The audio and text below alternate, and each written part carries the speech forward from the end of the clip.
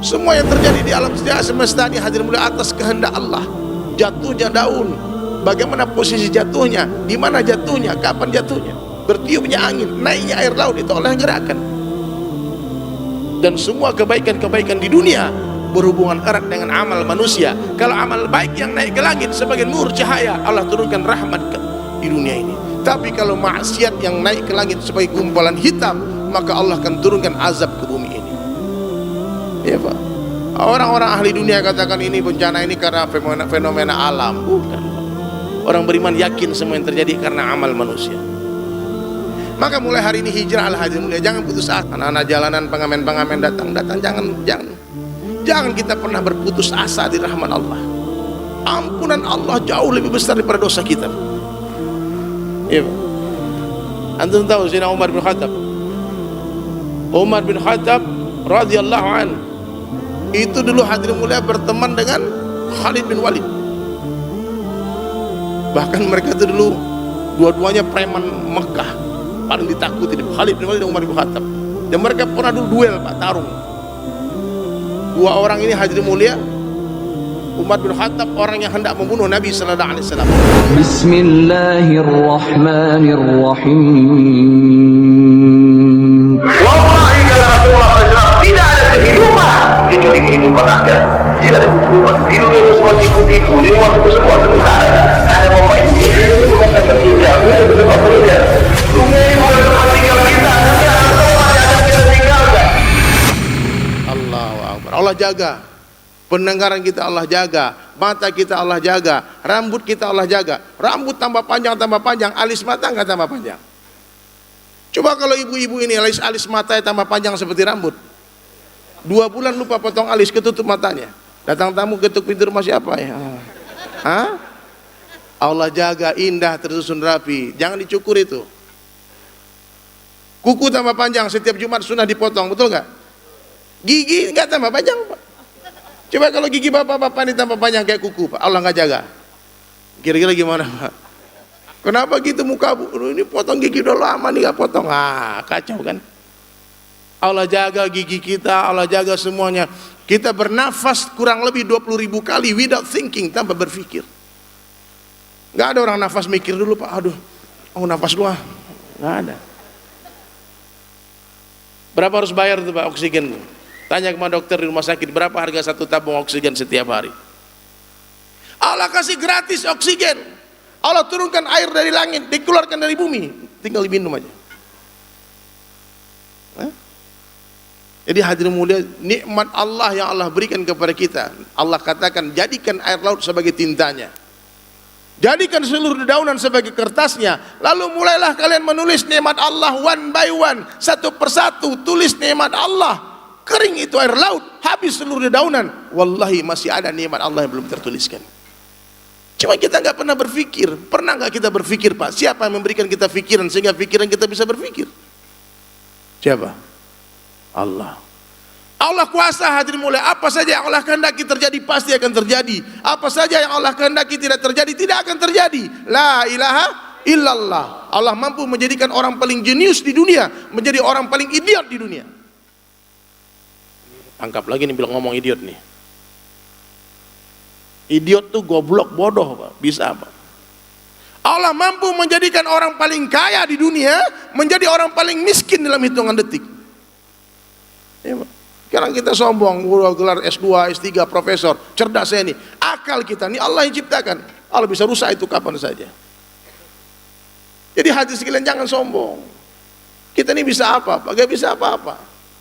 Kita nggak bisa bergerak, digerakkan oleh Allah. Kita nggak bisa berjalan, diperjalankan oleh Allah. Kita nih nggak hidup, dihidupkan oleh Allah. Nggak lama lagi dimatikan oleh Allah. Semua yang terjadi di alam semesta ini hadir mulia atas kehendak Allah. Jatuhnya daun, bagaimana posisi jatuhnya, di mana jatuhnya, kapan jatuhnya, bertiupnya angin, naiknya air laut, itu Allah yang gerakkan. Dan semua kebaikan-kebaikan di dunia berhubungan erat dengan amal manusia. Kalau amal baik yang naik ke langit sebagai nur cahaya, Allah turunkan rahmat di dunia ini. Tapi kalau maksiat yang naik ke langit sebagai gumpalan hitam, maka Allah akan turunkan azab ke bumi ini. Ya Pak. Orang-orang ahli dunia katakan ini bencana ini karena fenomena alam. Bukan Pak. Orang beriman yakin semua yang terjadi karena amal manusia. Maka mulai hari ini hijrahlah hadirin mulia, jangan putus asa. Anak-anak jalanan, pengamen-pengamen datang, jangan kita pernah berputus asa di rahmat Allah. Ampunan Allah jauh lebih besar daripada dosa kita. Iya, Pak. Antum tahu Sayyidina Umar bin Khattab? Umar bin Khattab radhiyallahu an itu dulu hadirin mulia berteman dengan Khalid bin Walid. Bahkan mereka itu dulu dua-duanya preman Mekah, paling ditakuti Khalid bin Walid dan Umar bin Khattab. Dan mereka pernah dulu duel, Pak, tarung. Dua orang ini hadirin mulia, Umar bin Khattab orang yang hendak membunuh Nabi sallallahu alaihi wasallam. Dia asah pedangnya lalu dia berteriak keliling Makkah, Aina Muhammad, Aina Muhammad. Khalid bin Walid di medan Uhud, pasukan dia membantai 70 sahabat. Akhirnya masuk Islam juga ketika Fathul Makkah. Dua-duanya telah menjadi sejarah emas, tinta emas yang ditulis dengan tinta emas nama dalam Islam. Sayyidina Umar bin Khattab orang yang tadi yang membunuh Rasulullah SAW, hari ini terbaring di sisi Nabi di Madinah. Kuburnya di samping kuburan Nabi, Pak. Dan Khalid bin Walid telah diberikan gelar Saifullah, pedangnya Allah. Jadi hadirin mulia, jangan pernah putus asa dari rahmat Allah Subhanahu wa taala. Ya. Malam ini kita sepakat nanti semua untuk berhijrah, ya. Orang berani hijrah itu hebat. Ya. Oh, saya sudah tua berhijrah, saya telat berhijrah, Pak. Tidak ada kata terlambat. Kita jangan pernah berputus asa hadirin mulia dari rahmat Allah Subhanahu wa taala. Satu orang yang berniat menjadi hafiz Quran, lalu dia baru buka Al-Quran, mati dia, Pak. Baru halaman pertama dia baca Alif Lam Mim itu, Al-Fatihah baru dia baca, lalu dia mati. Allah akan kumpulkan dia bersama para hafiz Quran. Nah, maka hadirin mulia, kita jangan pernah putus asa, saya terlambat taubat, nggak ada. Kita sepakat, ya, perkara yang paling penting dalam kehidupan manusia adalah perkara iman. Iman lebih penting daripada apa saja. Iman ini lebih penting daripada seluruh benda yang disinari matahari. Iman lebih penting daripada rumah, kendaraan, pangkat, jabatan, suami, istri, anak, teman, dan sebagainya. Satu orang mati hadirin sekalian nggak punya pangkat dan jabatan, Allah nggak marah. Mati nggak punya rumah, Allah nggak marah. Mati nggak punya mobil, motor, Allah nggak marah.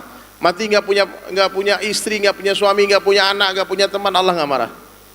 Mati nggak terkenal, nggak masalah. Mati nggak jadi anggota dewan, nggak jadi pejabat, nggak masalah. Tapi apabila ada satu orang mati nggak ada iman hadirin mulia, nggak punya iman, ini masalah. Ya, kalau kita mati nggak punya iman, masalah besar. Kalau orang ada iman hadirin, aman kehidupannya, di dunia dia aman, di kubur dia aman, di mahsyar dia aman, nanti di akhirat Allah masukkan ke surga selama-lamanya. Sekecil-kecilnya iman Allah hargai dengan surga yang luasnya 10 kali lipat dunia. Ya, Bang. Emas sebesar debu nggak ada harganya, berlian sebesar debu nggak ada harganya, tapi iman sebesar debu Allah hargai dengan surga yang luasnya 10 kali lipat dunia. Makanya kita semua harus mengusahakan iman kita. Kita semua wajib meningkatkan iman kita. Sesaat iman ini naik, sesaat iman ini turun. Iman ini bisa naik, hadirin mulai bisa turun. Kadang pagi beriman kata Nabi, sore dia kafir. Sore dia beriman, pagi dia kafir. Ini umat akhir zaman. Iman kita bukan lagi turun naik hari ini, tapi keluar masuk. Kadang ada, kadang tidak. Bagaimana supaya terjaga ini iman hadirin sekalian? Maka kita perlu buat amalan. Ini amalan yang harus kita amalkan hadirin. Guru saya memberikan saya sebuah amalan sederhana. Dibilang, Sulaiman, kamu harus bicara kebesaran Allah, buat dakwah 25 majlis setiap hari. Berapa majlis? Ini baru satu majlis nih. Ini 2 majlis sebelum maghrib, satu majlis, ini satu majlis lagi. 25 majlis setiap hari. Di hari orang bicara kebesaran Allah, hari itu imannya meningkat. Di hari dia bicara kebesaran selain Allah, hari itu imannya turun. Nah, jadi iman ini bisa naik hadirin dengan ketaatan, bisa turun dengan kemaksiatan. Bisa naik dengan bicara akhirat, bisa turun dengan bicara dunia. Bisa naik iman ini dengan amal, bisa turun dengan amal, dengan duit. Bahaya hadirin sekalian. Maka Nabi SAW ajarkan kita dalam satu hadis sangat sederhana. Dan saya yakin semua kita banyak yang hafal hadis ini. Jaddidu imanakum, kata Nabi. Perbaharui iman kalian, tingkatkan iman kalian. Seorang sahabat bertanya kepada Rasulullah SAW, kaifa nujaddidu imanana ya Rasulullah? Bagaimana cara meningkatkan iman kami ya Rasulullah? Maka Nabi menjawab, aksir min qauli la ilaha illallah. Banyak-banyaklah kalian mengucapkan kalimah la ilaha illallah. Di mana saja, kapan saja, jumpa siapa saja, katakan kepada mereka la ilaha illallah. Katakanlah kecuali kepada Allah. Selain Allah ini makhluk, dan seluruh makhluk tidak bisa apa-apa, bukan apa-apa, bukan siapa-siapa, tak bisa beri manfaat, tak bisa beri mudarat tanpa izin Allah. Seluruh dunia mau bunuh kita, Pak, tak akan mampu tanpa izin Allah. Jadi nggak usah takut mati, Pak. Nanti kalau saya dakwah, saya sampaikan kebenaran, oh nanti saya dibunuh orang, gimana? Jangan takut.